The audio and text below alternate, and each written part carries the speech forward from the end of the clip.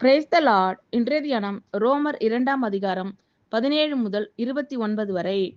நீ யூதன் என்று பெயர் பெற்று நியாயப் பிரமாணத்தின் மேல் பற்றுதலாய் இருந்து தேவனை குறித்து மேன்மை பாராட்டி நியாயப் பிரமாணத்தினால் உபதேசிக்கப்பட்டவனாய் அவருடைய சித்தத்தை அறிந்து நன்மை தீமை இன்னதென்று வகையறுக்கிறாயே. நீ உன்னை குருடருக்கு வழிகாட்டியாகவும் அந்தகாரத்தில் உள்ளவர்களுக்கு வெளிச்சமாகவும் பேதைகளுக்கு போதகனாகவும் குழந்தைகளுக்கு உபாத்தியாயனாகவும் நியாயப்பிரமாணத்தின் அறிவையும் சத்தியத்தையும் காட்டிய சட்டமுடையவனாகவும் எண்ணுகிறாயே. இப்படி இருக்க மற்றவனுக்கு போதிக்கிற நீ உனக்குத்தானே போதியாமல் இருக்கலாமா? களவு செய்யக்கூடாது என்று பிரசங்கிக்கிற நீ களவு செய்யலாமா? விபச்சாரம் செய்யக்கூடாது என்று சொல்லுகிற நீ விபச்சாரம் செய்யலாமா?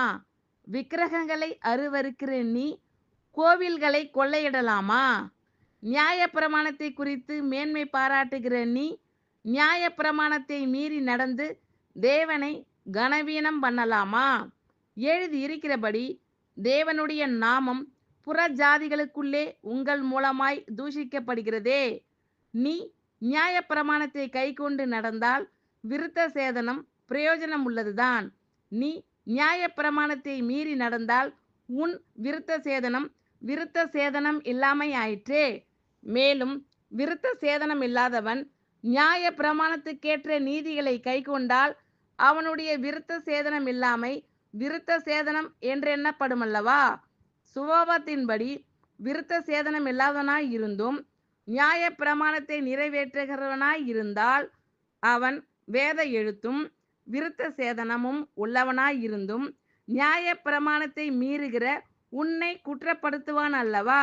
ஆதலால் புறம்பாக யூதனானவன் யூதன் அல்ல, புறம்பாக மாம்சத்தில் செய்யப்படும் விருத்த சேதனமும் விருத்த சேதனம் அல்ல, உள்ளத்திலே யூதனானவனே யூதன்.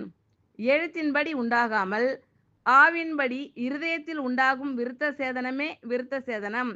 இப்படிப்பட்டவனுக்குரிய புகழ்ச்சி மனுஷராலே அல்ல, தேவனாலே உண்டாயிருக்கிறது.